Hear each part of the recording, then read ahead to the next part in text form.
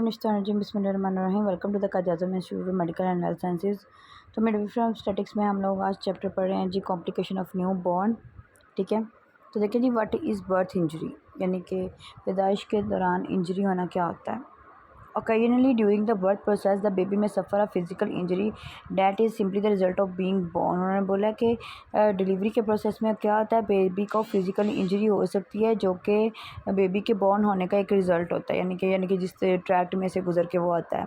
This sometime call birth trauma और birth injury, इसको कभी कभार बर्थ ट्रॉमा या बर्थ इंजरी भी कहते हैं। कॉजेज़ ऑफ बर्थ इंजरी क्या है, N in a difficult birth or injury to the baby can occur because the baby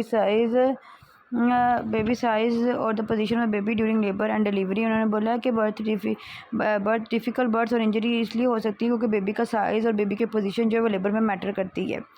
condition that में भी associated with a difficult birth include, वो चीज़ें जो डिफ़िकल्ट बर्थ में इंक्लूड होती हैं, but are not limited to the following. लेकिन उन्होंने बोला ये लिमिटेड नहीं होती। वो क्या है जी, लार्ज बेबीज़ हैं, birth weight over about 4000 grams, 8 pound या 13 आउंस, यानी कि जो बेबी लार्ज होते हैं उनको बर्थ इंजरीज हो सकती हैं। Prematurity babies born about 37 weeks, और जो बेबी 37 वीक्स के राउंड अबाउट पैदा हो जाते हैं। Fellow pelvic disproportion the size and shape of the mother pelvis is not adequate for the baby to be born vaginally, और baby mother की पेल्विक्स का साइज इतना मतलब एडिकेट नहीं है कि वो बेबी की वेजाइनल डिलीवरी हो सके। डिस्टोशिया, डिफ़िकल्ट लेबर और चाइल्ड बर्थ, यानी कि डिफ़िकल्ट लेबर या चाइल्ड बर्थ ये भी इफ़ेक्ट करती हैं। आगे प्रोलॉन्ग लेबर, अगर लेबर लंबा हो जाए। अब normal birthing presentation such as breech, यानी कि अगर ब्रीच डिलीवरी वगैरह हो तो ये मैटर करता है। The following are common birth injuries. अब कौन कौन सी बर्थ इंजरीज जो है वो हो सकती हैं। सबसे पहले caput succedaneum. Caput is the severe swelling of the tissue of the baby scalp that develop as a baby travel through the birth canal. उन्होंने बोला कि बेबी के जो स्कैल्प है उसकी स्वेलिंग को हम लोग कैपेट बोलते हैं जब बेबी बर्थ कैनाल में से गुजर के आता है। Some babies have some bruising of the area, और किसी किसी के यहाँ पे ना ब्रूजिंग यानी कि निशान पड़ जाते हैं। The swelling usually disappear in a few days without problem, और स्वेलिंग कुछ दिनों तक उन्होंने बोला किसी भी प्रॉब्लम को क्रिएट किए बगैर जो है ना साइड अवे हो जाती है।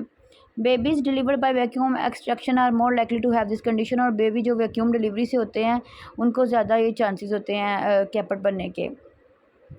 नेक्स्ट जी cephalohematoma. Cephalohematoma is an area of bleeding underneath one of the cranial bone, यानी क्रेनियल बोन के नीचे जो ब्लीडिंग हो रही है उसको किफेलोहेमाटोमा बोलते हैं।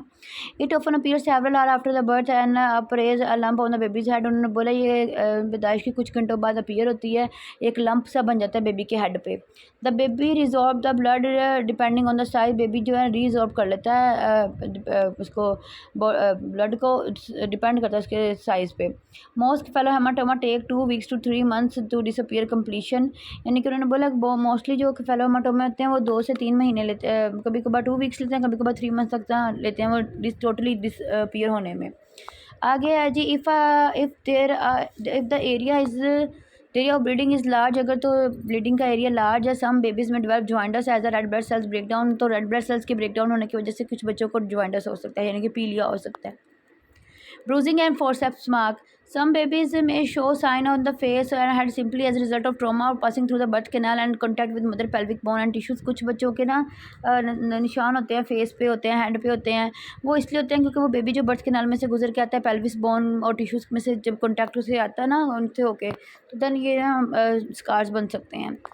Forceps used with the delivery can leave temporary mark or bruises on the baby's head and face। उन्होंने बोला अगर फोर्सेप डिलीवरी होगी तो बेबी के हेड और फेस पे मार्क्स रह सकते हैं। Babies deliver bye vacuum extraction में हैव सम स्कैल्प ब्रूजिंग और स्कैल्प लेसिरेशन, और जो बेबी वैक्यूम डिलीवरी से होते हैं ना उनको लेसिरेशंस भी हो सकती हैं स्कैल्प पे, और स्कैल्प पे ब्रूजिंग भी हो सकती है। सब कंजक्टिवल हेमरेज।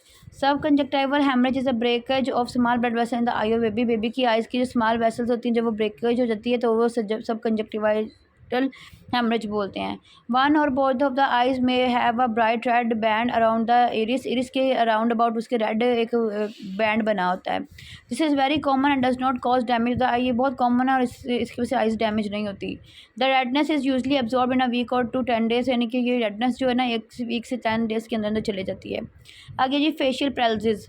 ड्यूरिंग लेबर और birth pressure of the baby face में cause the facial nerve to be injured. जब बेबी के फेस पर प्रेशर पड़ता है तो बेबी की जो फेशियल नर्व है वो इंजर्ड हो सकती है।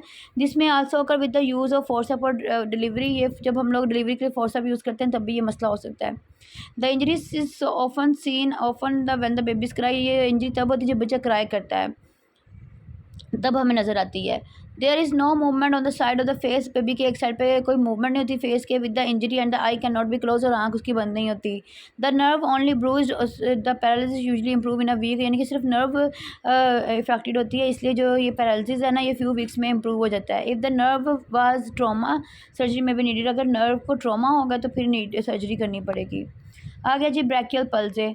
Brachial palsy occur when the brachial plexus the group of nerve that supplies the arm and heart hand is injured, जब हाथ और पाँव हाथ और बाजू को सप्लाई ब्लड नर्व जो सप्लाई होती है ना वो डैमेज होती है ना, तो उसको ब्रैकियल पल्से कहते हैं।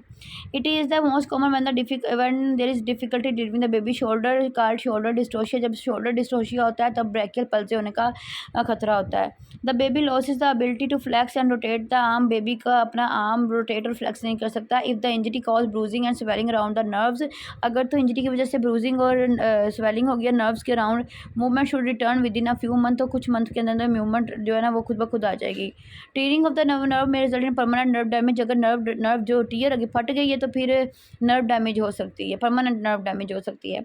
Brachial palsy is treated with immobilization of the arm with the brace और स्प्लिंट लगा के या ब्रेस लगा के हम लोग इसको बाजू को इमोबिलाइज कर देते हैं। Special exercise are also use to help maintain the range of motion of the arm, और स्पेशल एक्सरसाइज करवाते हैं ताकि आर्म का जो मोशन है वो बरकरार रहे। ठीक है, आगे है जी fractures. Fractures of the clavicle and collar bone is the most common fracture in the labour and delivery. Labour और डिलीवरी के दौरान बच्चे का जो कॉलर बोन होती है और जो क्लेविकल बोन होती है ये फ्रैक्चर हो सकती है। The clavicle may break when there is difficulty delivering the baby shoulder during breech delivery, जब ब्रीच डिलीवरी के दौरान हमें शोल्डर डिलीवर करने में मुश्किल होती है ना, तो तब इसका शोल्डर की जो ये जो ब्यूटी बोन होती है क्लेविकल बोन होती है ये डैमेज हो सकती है, फ्रैक्चर हो सकती है। The baby with the fracture clavicle really move the arm on the side of the break, यानी कि उन्होंने बोला कि बेबी जिस साइड पे फ्रैक्चर होता है ना बेबी उस साइड को बहुत ही रेयरली मूव करते हैं अपने बाजू को। देयर में भी bruising over the broken bone, और जहाँ पे बोन टूटी होगी वहाँ पे ब्रूजिंग हो जाएगी, नील जैसे रहता है ना वैसा निशान पड़ जाएगा। Simply immobilising the arm and shoulder is the recommended treatment, healing begins quickly. आपने बस सिंपली ये करना है कि आर्म्स को मूव नहीं करना, शोल्डर को मूव नहीं करना, जो है ना इसकी हीलिंग है वो खुद ब खुद जो है ना रिकमेंडेड ट्रीटमेंट देना है, तो हीलिंग जो है ना वो जल्दी जल्दी इसकी जो है स्टार्ट हो जाएगी। ठीक है जी।